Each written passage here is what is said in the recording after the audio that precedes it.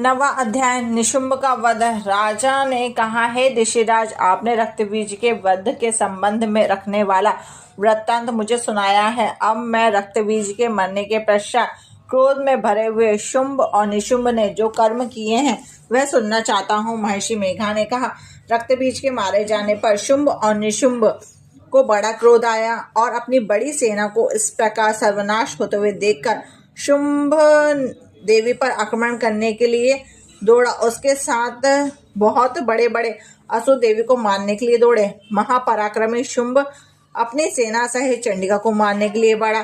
फिर शुंभ और निशुंभ का देवी से घोर युद्ध होने लगा। वह दोनों असुर इस प्रकार देवी पर वाण फेंकने लगे जैसे मेघों से वर्षा हो रही हो। उन दोनों के चलाए हुए वाणों को देवी ने अपने वाणों से काट डाला और अपने शास्त्रों की वर्षा से उन दोनों दैत्यों को चोट पहुंचाई। निशुंभ ने तीक्ष्ण तलवार और चमकती हुई ढाल लेकर देवी के सिंह पर आक्रमण किया। अपने वाहन की चोट पहुंची हुई देखकर देवी ने अपने शूरप नामक बाण से निशुंभ की तलवार और ढाल दोनों ही काट डाले। तलवार और ढाल कट जाने पर निशुंभ ने देवी पर शक्ति से प्रहार किया। देवी ने अपने चक्र से उसके 2 टुकड़े कर दिए। यह देखकर दैत्य मारे क्रोध के जल भुंज गया। उसने देवी के लिए एक और शूल फेंका, किंतु देवी ने अपने मुक्के से उसको चूर चूर कर डाला। फिर उसने देवी पर गदा से प्रहार किया। देवी ने त्रिशूल से गदा को भस्म कर डाला। इसके पश्चात वह फरसा हाथ में लेकर देवी की ओर लपका। देवी ने अपने तीखे बाणों से उसको धरती पर सुला दिया। अपने पराक्रमी भाई निशुंभ के इस प्रकार मरने पर शुंभ क्रोध में भरकर देवी को मारने के लिए दौड़ा।